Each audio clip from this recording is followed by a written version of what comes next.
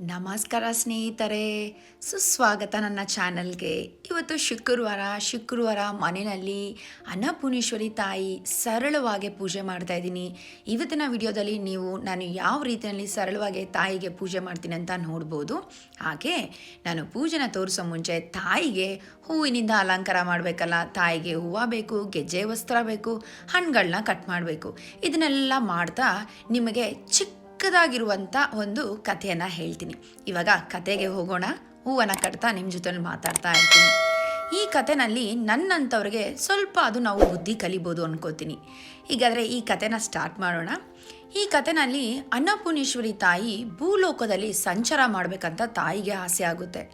ಭೂಲೋಕಕ್ಕೆ ಬರ್ತಾರೆ. ಬಂದಿದ ನಂತರ ತಾಯಿಗೆ ಯಾವ ದಿಕ್ಕಲ್ಲಿ ಹೋಗಬೇಕು, ಯಾವ ಮನೆಗೆ ಹೋಗಬೇಕು ಅಂತ ಗೊಂದಲ ಆಗುತ್ತೆ. 4 ದಿಕ್ಕಲ್ಲಿ 4 ಮನೆನ ಆಯ್ಕೆ ಮಾಡ್ತಾರೆ.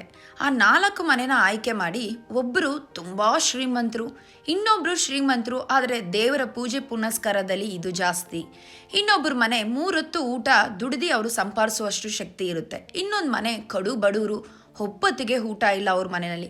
ಈ ರೀತಿಯಲ್ಲಿ ತಾಯಿ 4 ದಿಕ್ಕಲ್ಲಿ 4 ಮನೆಗಳನ್ನ ಆಯ್ಕೆ ಮಾಡ್ತಾರೆ. ತಾಯಿಗೆ ಇದೊಂದು ಬೇರೆ ಆಲೋಚನೆ ಆಗುತ್ತೆ. ನಾನು ಭೂಲೋಕದಲ್ಲಿರುವಂಥ ಮನುಷ್ಯರು ಎಲ್ಲರ ಮನಸ್ಸು ಚಂಚಲ. ನಾನು ಈ ರೀತಿಯಲ್ಲಿ ತಾಯಿ ರೂಪದಲ್ಲಿ ಹೋದರೆ ಪ್ರತಿಯೊಬ್ಬರು ನನ್ನನ್ನು ಸ್ವಾಗತ ಮಾಡಿ ಕರೀತಾರೆ, ನನಗೆ ಊಟ ಹಾಕ್ತಾರೆ. ನಾನು ಈಗ ಹೋಗೋದು ಬೇಡ, ನಾನು ವಯಸ್ಸಾಗಿರುವಂಥ ಮುದುಕಿ ರೂಪದಲ್ಲಿ ಹೂವನ್ನು ಮಾರ್ತಾ ಹೋಗೋಣ ಅಂತೇಳಿ ತಾಯಿ ವೇಷನ ಬದಲಾಯಿಸಿ ತಾಯಿ ಸಂಚಾರಕ್ಕೆ ಇಳಿತಾರೆ. ಇವಾಗ ಫಸ್ಟ್ ಶ್ರೀಮಂತರ ಮನೆಗೆ ಹೋಗ್ತಾರೆ. ಹೋಗ್ಬೇಕಾದ್ರೆ ತಾಯಿ ಹೊರಗಡೆ ವಯಸ್ಸಾಗಿರೋರು, ಆದರೆ ಮನಸ್ಸಲ್ಲಿ ದೇವರು ತಾನೆ, ಹಾಡು ಹೇಳ್ತಾ ಹೋಗ್ತಾರೆ. ಹೂವನ್ನು ಮಾರುತ್ತ ಹೂವಾಡಗಿತ್ತಿ ಹೂವನ್ನು ಮಾರುತ್ತಿರಳು, ಬಿಳಪಿನ ಮಲ್ಲಿಗೆ ಹಳದಿಯ ಸಂಪಿಗೆ ಹಸುರಿನ ಹೊಸ ಮರುಗ, ಹೂವು ಬೇಕಮ್ಮ ಹೂವು ಅಂತೇಳಿ ಶ್ರೀಮಂತರ ಮನೆ ಹತ್ರ ಹೋಗ್ತಾರೆ. ಅಮ್ಮ ಹೂವು ಬೇಕಾ? ಹೂವು. ಆಚೆ ಬರ್ತಾರೆ. ಏನು ಹೂವು ಇದೆ ಅಮ್ಮ? ಬಿಳುಪಿನ ಮಲ್ಲಿಗೆ ಹಳದಿಯ ಸಂಪಿಗೆ ಇದೆ ಅಮ್ಮ. ಬಿಳುಪೋ ಹಳದಿಯೋ? ಎಷ್ಟು ಒಂದು ಮೊಳ? 10 ರೂಪಾಯಿ ಅಮ್ಮ. 10 ರೂಪಾಯಿನ? ಪಕ್ಕದ ಬೀದಿನಲ್ಲೆಲ್ಲ 5 ರೂಪಾಯಿಗೆ ಮಾರ್ತಾ ಇದ್ರು. ನೀನು 5 ರೂಪಾಯಿ ಕೊಡೋದಾದರೆ ಕೊಡು, ಇಲ್ಲಾಂದರೆ ಬೇಡ. ಅಮ್ಮ ನಾನು ನಿಮ್ಗೆ 5 ರೂಪಾಯಿ ಕೊಟ್ಟರೆ ನಾನು ಹೊಟ್ಟೆ ತುಂಬಲ್ಲ ಅಮ್ಮ. ನಿನ್ನ ಹೊಟ್ಟೆ ತುಂಬಲ್ಲ ಅಂತ ನಾನು ಕೊಡೋದಕ್ಕಾಗುತ್ತಾ 10 ರೂಪಾಯಿ? ಇಲ್ಲ 5 ರೂಪಾಯಿ ಕೊಡೋದಾದರೆ ಕೊಡು, ಇಲ್ಲಾಂದರೆ ಮುಂದೆ ಬಂದಿರುವಂಥ ದಾರಿನ ನೋಡ್ಕೊಂಡು ಹೋಗು ಅಂತ ಹೇಳ್ತಾರೆ. ತಾಯಿ ಹೂವನ್ನೇನೋ ತಗೋತಾ ಇಲ್ಲ, ಕುಡಿಯೋದಕ್ಕೆ ನೀರು ಅಥವಾ ನನಗೆ ತುಂಬ ಹೊಟ್ಟೆ ಹಸಿವು, ಒಂದು ಸ್ವಲ್ಪ ಊಟ ಕೊಡ್ತೀರಾ? ಏನೋ ನಾನು ಹೂವನ್ನೇ ತಗೊಂಡಿಲ್ಲ, ನಿನಗೆ ಊಟ ನೀರು ಉಪಚಾರ ಎಲ್ಲ ಮಾಡ್ತೀನಿ, ನೀನು ಹೋಗು ಮುಂದಕ್ಕೆ. ನಮ್ಮ ಮನೆಯಲ್ಲಿ ಕುಡಿಯೋದಕ್ಕೆ ನೀರೂ ಇಲ್ಲ, ಹಾಗೆ ಅನ್ನನೂ ಇಲ್ಲ ಅಂತ ತುಂಬ ಕಠಿಣವಾಗಿ ಹೇಳ್ತಾರೆ. ತಾಯಿ ತಥಾಸ್ತು ಅಂತ ಹೇಳಿ ಮುಂದಕ್ಕೆ ಹೋಗ್ತಾರೆ. ಬಿಳಪಿನ ಮಲ್ಲಿಗೆ ಹಳದಿಯ ಸಂಪಿಗೆ ಹೂವು ಬೇಕಮ್ಮ ಹೂವು ಅಂತೇಳಿ ಹೋಗ್ತಾರೆ. ಶ್ರೀಮಂತರ ಮನೆ ಗೇಟ್ ಬಾಗಿಲು ತೆಗ್ದಿದೆ, ಹಾಗೆ ಮನೆ ಬಾಗಿಲು ತೆಗ್ದಿದೆ. ತಾಯಿ ಒಳಗಡೆ ಹೋಗ್ತಾರೆ. ಹೂವು ಬೇಕಮ್ಮ ಹೂವು ಅಂತ ಹೇಳ್ತಾರೆ. ಬಿಳಪಿನ ಮಲ್ಲಿಗೆ ಹಳದಿಯ ಸಂಪಿಗೆ ಇದೆ ಅಂತ ಹೇಳ್ತಾರೆ. ಕೋಪದಿಂದ ಒಳಗಡೆಯಿಂದ ಏನು ಆ ಮನೆಯಲ್ಲಿ ಹೂವಿನಿಂದ ಅಲಂಕಾರ, ದೇವ್ರ ಪೂಜೆ ನಡೀತಾ ಇದೆ, ದೇವ್ರುಗಳ ನಾಮಗಳನ್ನ ಸೌಂಡ್ ಕೇಳ್ತಾ ಇದೆ. ಆಚೆ ಒಂದೇ ಸಲಕ್ಕೆ ಕೋಪವಾಗಿ ಬರ್ತಾರೆ. ಏನದು ನಿಂದು? ಹೂವು ಇದೆ ಅಮ್ಮ, ಹೂವು ಬೇಕಾ? ನನಗೆ ಹೂವನೂ ಬೇಡ, ಏನು ಬೇಡ. ನನ್ನ ಪೂಜೆಗೆ ನೀನು ಭಂಗ ಮಾಡಿದೆ. ಏನು ಗೇಟ್ ಬಾಗಿಲು ತೆಗ್ದಿದೆ, ಮನೆ ಬಾಗಿಲು ತೆಗ್ದಿದೆ ಅಂತ ಮನೆ ಒಳಗಡೆ ನುಗ್ಗೋದ ನೀನು? ಹೋಗು ಆಚೆ ಅಂತ ಹೇಳ್ತಾರೆ. ತಾಯಿ ನನಗೆ ತುಂಬ ಹೊಟ್ಟೆ ಹಸಿದೆ, ಕುಡಿಯೋದಕ್ಕೆ ನೀರು ಬೇಕು, ಸ್ವಲ್ಪ ನೀರು ಅಥವಾ ಊಟನ ಕೊಡ್ತೀರಾ? ನಾನೇ ಉಪವಾಸದಿಂದ ದೇವರಿಗೆ ಪೂಜೆ ಮಾಡ್ತಾ ಇದ್ದೀನಿ, ನಾನೇ ಊಟ ಮಾಡಿಲ್ಲ, ನನ್ನ ಮನೆಯಲ್ಲೇ ಅಡುಗೆ ಮಾಡಿಲ್ಲ, ನಾನು ನಿನಗೆ ನೀರು ಮತ್ತು ಊಟನ ಕೊಡೋಕ್ಕಾಗುತ್ತಾ? ಹೋಗು ಮುಂದೆ ದಾರಿ ನೋಡ್ಕೊಂಡು ಅಂತ ಕಠಿಣವಾಗಿ ಹೇಳ್ಬಿಡ್ತಾರೆ. ತಾಯಿ ತಥಾಸ್ತು ಅಂತ ಹೇಳಿ ಮುಂದಕ್ಕೆ ಹೋಗ್ತಾರೆ.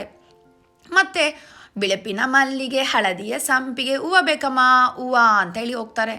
ಈ ಅಮ್ಮ ಅಯ್ಯೋ ಅಜ್ಜಿ ಏನಿದು? ತಲೆ ತುಂಬ ಭಾರವಾಗಿರುವಂಥ ಬುಟ್ಟಿ ಇದೆ, ಬನ್ನಿ ಕೂತ್ಕೊಳ್ಳಿ. ಅಜ್ಜಿ ಇವತ್ತು ನನ್ನ ಮನೆಯಲ್ಲಿ ಶುಕ್ರವಾರ ಪೂಜೆನ ಮುಗಿಸಿದ್ದೀನಿ, ನಿನ್ನೆ ತಾನೇ ಹೂವನ್ನ ತೊಗೊಂಬಂದಿದ್ದೀನಿ, ನನಗೆ ಹೂವು ಬೇಡ ಅಜ್ಜಿ, ಆದರೆ ಇರಿ ನಿಮಗೆ ಕುಡಿಯೋದಕ್ಕೆ ನೀರು ತೊಗೊಂಬರ್ತೀನಿ ಅಂತ ಅಜ್ಜಿ ಕೇಳೋ ಮುಂಚೆನೇ ಈ ಅಮ್ಮ ಮನೆಯೊಳಗಡೆ ಹೋಗಿ ನೀರನ್ನ ತೊಗೊಂಬಂದು ಕೊಡ್ತಾರೆ. ಅಜ್ಜಿ ಹೊಟ್ಟೆ ತುಂಬ ನೀರನ್ನ ಕುಡಿತಾರೆ. ಕುಡಿದಿದ ನಂತರ ಅಜ್ಜಿ ನಿನ್ನ ಮನ್ಸಿಗೆ ಬೇಜಾರು ಮಾಡಲ್ಲ, ಆದರೆ ನಾನು ಹೂವನ್ನ ತಂದಿದ್ದೀನಿ, ಆದರೆ 1 ಮೊಳ ಹೂವು ಅಷ್ಟು ಮಾತ್ರ ಕೊಡು, ನನ್ನ ಹತ್ರ ಈ ದುಡ್ಡಿದೆ, ಇದನ್ನು ತಗೋ ನನಗೆ 1 ಮೊಳ ಹೂವನ್ನ ಕೊಡು ಅಂತ ಹೇಳ್ತಾರೆ. ಅಜ್ಜಿ ಕೊಡ್ತಾರೆ. ಕೊಟ್ಟಿದ ನಂತರ ಅಜ್ಜಿ ಹೇಳ್ತಾರೆ, ನಾನು ಹೊಟ್ಟೆ ತುಂಬ ತುಂಬಮ್ಮ ನೀರು ಕೊಟ್ಟಿದ್ದಕ್ಕೆ ನಿನಗೆ ಏನಾದರೂ ನನಗೆ ಕೊಡಬೇಕಲ್ಲ, ನನಗೇನು ಕೊಡೋದು ಬೇಡ ಅಜ್ಜಿ, ಬರೋ ಸಲ ಬಂದಾಗ 1 ದಿವಸದ ಮುಂಚೆನೇ ಬಂದರೆ ನಿನ್ನ ಹತ್ರ ನಾನು ಹೂವನ್ನು ಖರೀದಿ ಮಾಡ್ಬೋದು ಅಂತ ಹೇಳ್ತಾರೆ. ಸರಿ ಅಮ್ಮ ನಾನು ಒಂದು ಕಿವಿ ಮಾತು ಹೇಳ್ತೀನಿ. ನಾನು ಹೋಗಿದ್ದು 1 ಗಂಟೆ ಕಾಲ ಬಿಟ್ಟು ನೀನು ಕೊಟ್ಟಿರುವಂಥ ನೀರು ಬಾಟ್ಲ್ ನಿನಗೆ ಕೊಡ್ತೀನಿ. ಈ ನೀರು ಬಾಟ್ಲನ್ನ ನೀನು ನೋಡು ಅಂತಾರೆ. ಸರಿ ಅಜ್ಜಿ ನೋಡ್ತೀನಿ ಅಂತೇಳಿ ಹೋಗ್ತಾರೆ. ಅಜ್ಜಿ ಮತ್ತೆ ಮುಂದಕ್ಕೆ ಹೋಗ್ತಾರೆ. ಬಿಳಪಿನ ಮಲ್ಲಿಗೆ, ಹಳದಿಯ ಸಂಪಿಗೆ, ಹೂವು ಬೇಕಮ್ಮ ಹೂವು ಅಂತ ಹೋಗ್ತಾರೆ. ಇವರು ಮೊದಲೇ ಕಡು ಬಡವರು, ಒಪ್ಪತ್ತು ಊಟ ಸಿಗೋದು ಕಷ್ಟ. ಬರ್ತಾರೆ. ಅಜ್ಜಿ ಅಜ್ಜಿ ಅಜ್ಜಿ ಏನಿದು ತಲೆ ಮೇಲೆ ಇಷ್ಟೊಂದು ಭಾರವಾಗಿರುವಂಥ ಬುಟ್ಟಿ ಇಟ್ಟಿದ್ದೀರಾ, ಬನ್ನಿ ಬನ್ನಿ ಇಲ್ಲಿ ಕೂತ್ಕೊಳ್ಳಿ. ಹೇಳಿ ಅಜ್ಜಿ, ಹೂವು ಬೇಕಮ್ಮ ನಿನಗೆ? ಯಾರು ಹೂವು ತಗೋತಾ ಇಲ್ಲ, ನನಗೆ ಕುಡಿಯೋದಕ್ಕೂ ನೀರಿಲ್ಲ, ಹಾಗೆ ಹೊಟ್ಟೆ ಹಸು ಬೇರೆ ಬೇರೆ.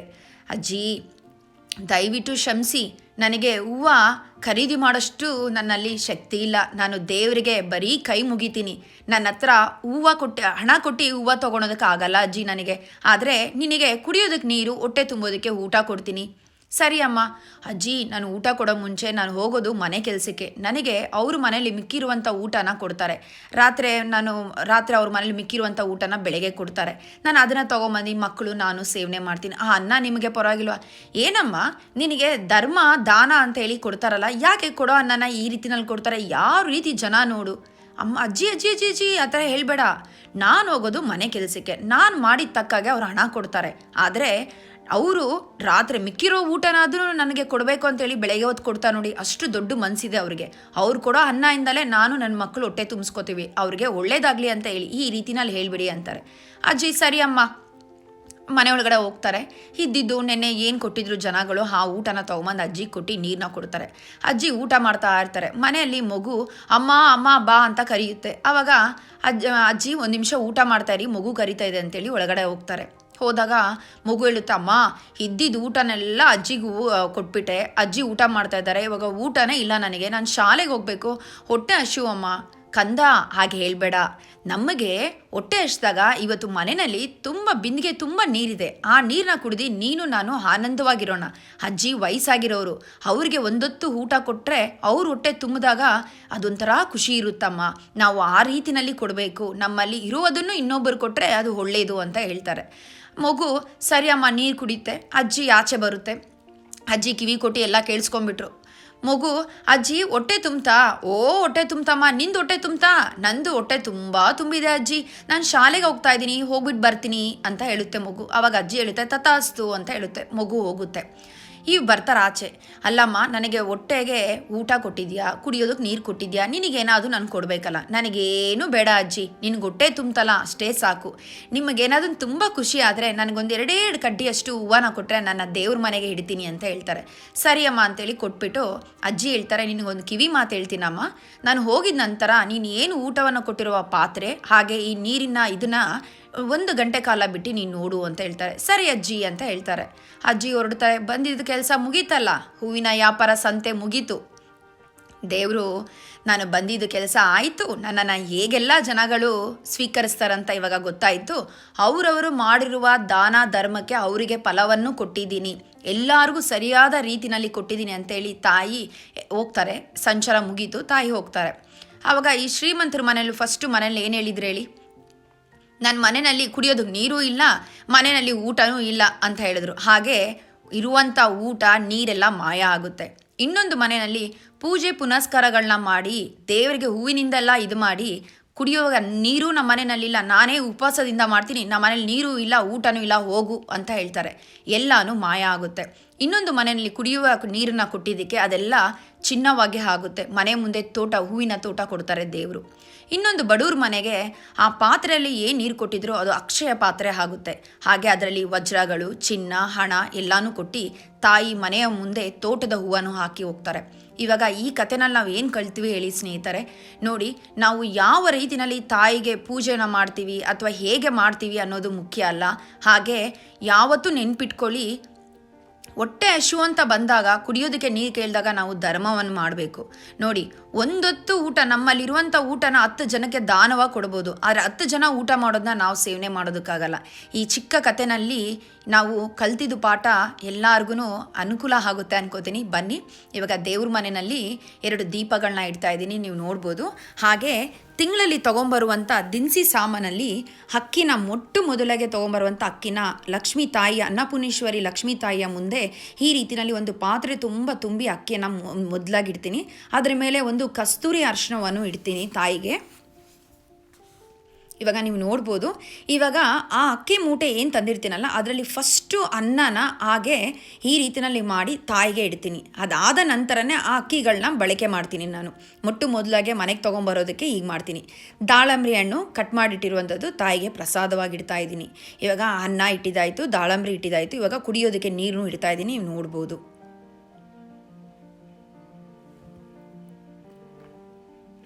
ಇವಾಗ ತಾಯಿಗೆ ತೆಂಗಿನಕಾಯಿನ ಹೊಡೆದು ತಾಯಿಗೆ ತೆಂಗಿನಕಾಯಿನ ಹರಪಿಸ್ತಾ ಇದ್ದೀನಿ. ನೀವು ನೋಡ್ಬೋದು. ತೆಂಗಿನಕಾಯಿಗೆ ಅರಿಶಿನ ಕುಂಕುಮ ಎಲ್ಲ ಇಟ್ಟು ತಾಯಿಯ ಮುಂದೆ ಇಡ್ತಾ ಇದ್ದೀನಿ.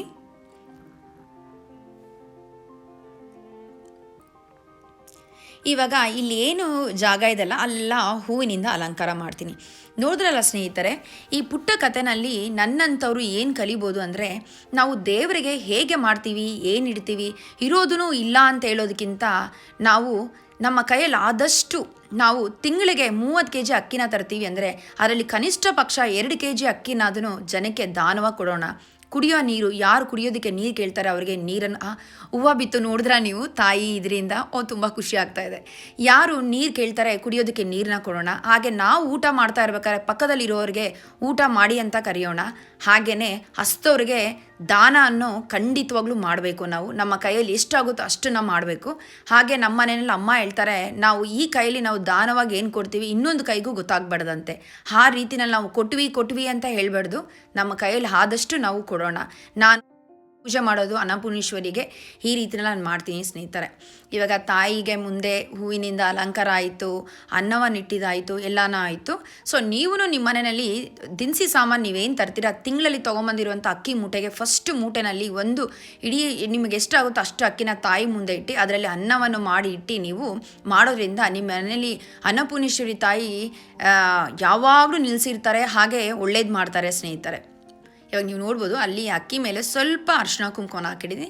ಈ ಅಕ್ಕಿ ದೇವರಿಗೆ ಪೂಜೆ ಎಲ್ಲ ಆಗಿದ ನಂತರ ನೆಕ್ಸ್ಟ್ ದಿವಸ ನಾನು ಈ ಅಕ್ಕಿನ ಮಾಮೂಲಿ ನಾನು ಏನು ಇದು ಮಾಡ್ತೀನಲ್ಲ ಅಲ್ಲಿ ಹಾಕ್ಬಿಡ್ತೀನಿ ಅಕ್ಕಿನ.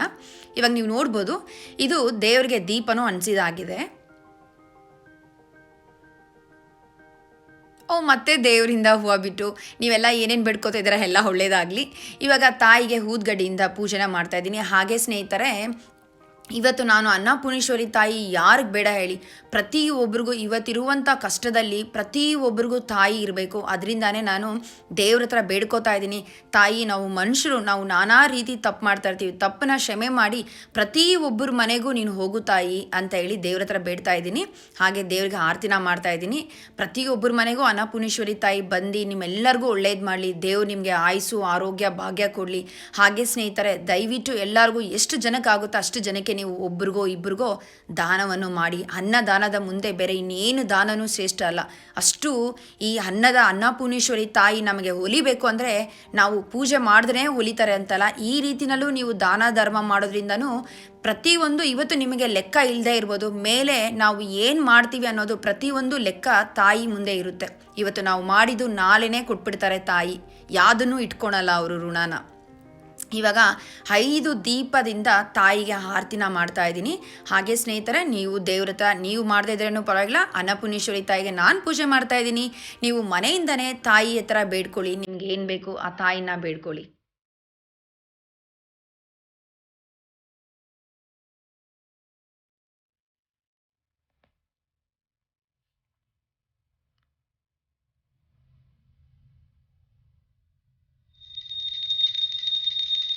ಇವಾಗ ಕರ್ಪೂರದಿಂದ ತಾಯಿಗೆ ಪೂಜೆನ ಮಾಡ್ತಾ ಇದ್ದೀನಿ.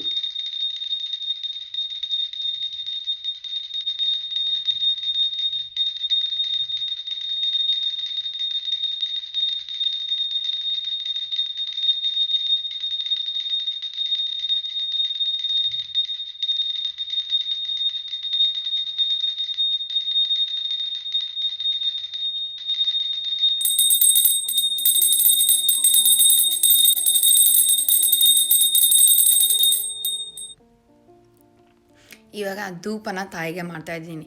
ನೋಡಿದ್ರಲ್ಲ ಸ್ನೇಹಿತರೆ, ಈ ಥರ ನಾನು ತಿಂಗಳಲ್ಲಿ ತೊಗೊಂಬರುವಂಥ ಅಕ್ಕಿನಲ್ಲಿ ತಾಯಿಯ ಮುಂದೆ ಹೀಗಿಟ್ಟು ತಾಯಿಗೆ ಅನ್ನವನ್ನು ಇಟ್ಟು ಪೂಜೆ ಮಾಡಿ, ಇನ್ನೊಂದು ಸಲ ತಿಂಗಳಲ್ಲಿ 2 ಸಲ ಪೂಜೆ ಮಾಡ್ತೀನಿ. ಇದು ಅಕ್ಕಿ ತೊಗೊಂಬರುವಾಗ.